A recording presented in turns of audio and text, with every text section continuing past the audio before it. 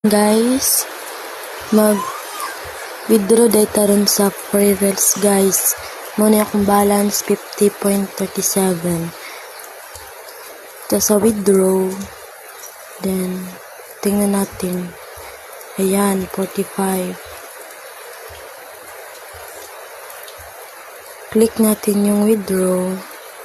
Ayan. Maglagay tayo ng numero ng GCash natin. Diyan.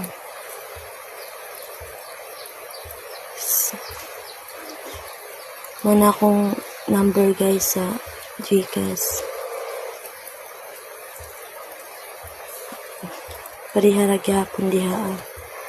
Dapat magkatugma sila. Then pangalan ng GCash.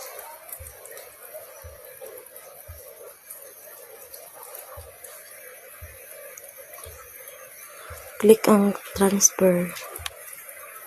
Confirm.